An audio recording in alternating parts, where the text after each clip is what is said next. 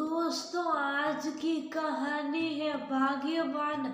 उम्र चाहे जैसी भी हो, जीवन साथी के बिना मर्द कभी नहीं रह पाता। दोस्तों, कहानी शुरू करने से पहले अगर आपने हमारे चैनल को अभी तक सब्सक्राइब नहीं किया हो तो कर लीजिए, ताकि आपके पास पहुंच सके हर नया वीडियो। शाम के 5:30 बजे पापा, आपकी और माँ की उम्र में कितना फर्क होगा। माँ तो उम्र से पहले ही बूढ़ी लगती है। माँ, चलो आपको आज पार्लर ले चलता हूँ और आपके बालों को कलर करवा लेता हूँ, फिर आप पहले जैसी लगोगी। याद है आप मुझे पहली बार जब कॉलेज छोड़ने गई थी, सब कहते थे तुम्हारी बड़ी बहन है क्या। मुझे आपसे बड़ी जलन होती थी।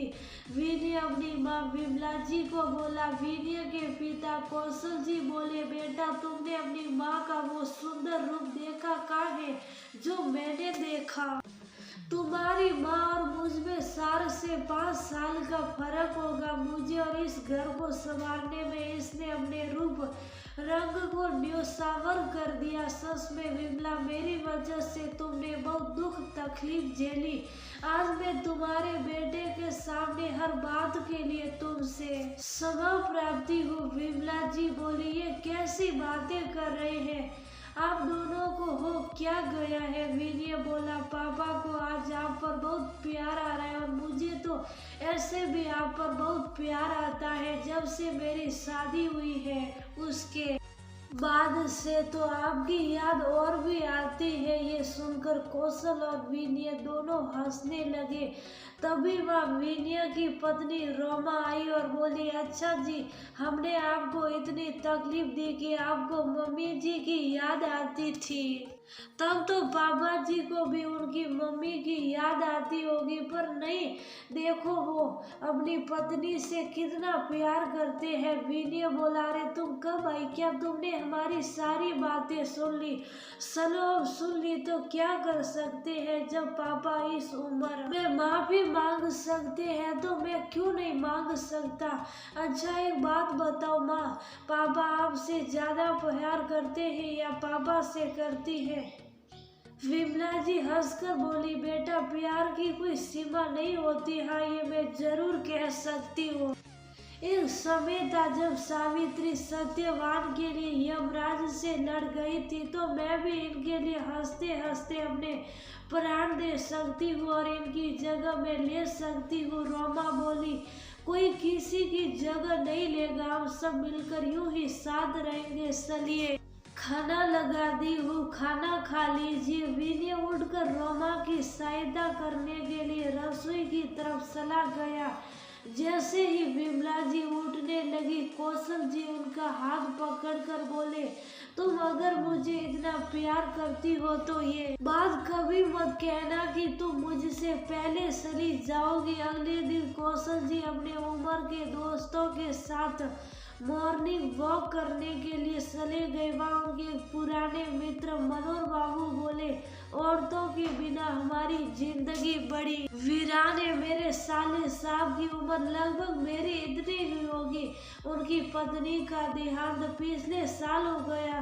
बेचारे की जिंदगी नरक जैसी हो गई है। उम्र शायद जैसी भी हो, जीवन साथी के बिना मर्द कभी नहीं रह पाता। इस मामले में औरतें बहुत मजबूत होती हैं, वह अकेले भी जिंदगी काट लेती है। ये सब बात सुनकर कौशल जी को कल रात की बातें स्मरण हुई। औरत अपने मन की बातें किसी न किसी से करके हल्का कर लेती है, परंतु पुरुष अपने मन की बातों को मन में दबाए रखते हैं। कौशल जी भी उन बातों को मन में दबाए रखे थे। चिंता की लकीरें चेहरे पर दिख रही थी, पर वह कुछ बोलते नहीं थे। एक शाम बच्चे कई बार गए थे। विमला जी ने पूछा, क्या बातें देख रही हूँ, कुछ रोज से आप कुछ सोच रहे हैं। कौशल जी बोले, समाज ने भले ही लड़कियों के साथ दोहरा व्यवहार किया हो, पर उस ईश्वर ने हम मर्दों के साथ अन्याय किया किया है। तुम औरतों में सहन शक्ति ज्यादा देकर हमें उन्हें कमजोर कर दिया। तभी तो अकेली औरत दुनिया में रह लेती है, पर औरतों के बिना हमारा गुजारा नहीं होता। विमला जी बोली, ऐसा क्यों कह रहे हैं? पुरुष तो ताकतवर होते, फिर उन्हें क्या दिक्कत है? हम औरतों को हर किसी की नजरों का सामना करना पड़ता है, तब जाकर हम अपने लिए एक सुरक्षित स्थान बना पाते हैं। अब पुरुषों को तो ऐसी कोई दिक्कत नहीं हुई होगी। वो बोले, ऐसा नहीं है कि पुरुषों को कोई परेशानी नहीं होती, बस पुरुष अपने अहम को सामने रखकर अपनी कमजोरी को छुपा लेता है। अब मुझे ही देख लो, जब से तुम्हारा साथ मिला मैं बेफिक्र रहा, बस मैं कमा कर तुम्हें देता गया और तुम मेरे मकान को घर बनाती चली गई। विमला जी मुस्कुराकर बोली, आप ऐसी बातें करके मुझे बहलाइए मत। काम क्या है ये बताइए, मैं ही बुद्धू हूँ, आपकी हर बात में आ जाती हूँ। शादी से लेकर अब तक हमेशा खुद के आगे आपको रखा है, क्योंकि आपसे ही मेरी दुनिया शुरू होती है और आप पर ही खत्म होती है। उन्होंने विमला जी का हाथ थामा और बोले, बस यही तुमसे आगे भी उम्मीद करता हूँ। या मैं थोड़ा स्वार्थी बन रहा हूँ, पर उस ऊपर वाले से एक विनती करता हूँ, जब जाने की बारी आई तो मुझे तुमसे पहले ले जाए।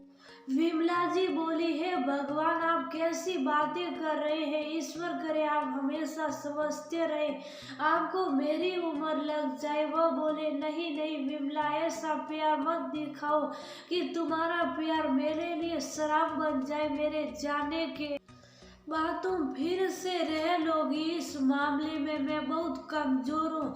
हम पुरुष अंदर से बहुत खोखले होते हैं। तुम मुझे स्वार्थी कह लेना, पर तुम मुझसे पहले मत जाना। विमला जी बोली, अब छोड़िए इन बातों को, क्या ऐसी बातें लेकर बैठ गए हैं? और सदा यही चाहती है कि वो दुनिया से सुहागन जाए। अगर मेरे पहले जाने के बाद आपको दुख और पीड़ा होगी तो मैं ईश्वर से कहूंगी कि आपकी पीड़ा मुझे दे दे और आपकी खुशी का पहला ख्याल रखे। विमला जी की आंखें आंसुओं से भर गई। न जाने विमला जी के उस बात से कौशल जी को कितना संतोष हुआ। वो बोले, सच का है, किसी ने, ईश्वर ने औरत को धरती पर अपना ही एक रूप देकर भेजा है, तभी तो तुम मेरे हिस्से का आखिरी दुख भी लेना चाहती हो। क्या करूं विमला, स्वार्थी बन रहा हूँ, पर मैं तुम्हारे बिना इस धरती पर नहीं रह पाऊंगा। वक्त बीता, धीरे धीरे सबकी उम्र बढ़ती चली गई। कौशल जी के दिमाग में हमेशा वो बात घर कर गई थी। तभी ईश्वर ने आखिरकार उनकी सुन ली और एक रोज नींद में ही वो इस दुनिया से विदा ले गए। उस रोज विमला जी ने कहा, सच में आप बहुत स्वार्थी निकले, मुझसे पहले चले गए। आप एक लायक बेटा मुझे दे गए, जिसके सहारे में बाकी की उम्र काट लूंगी और आपके पास आने का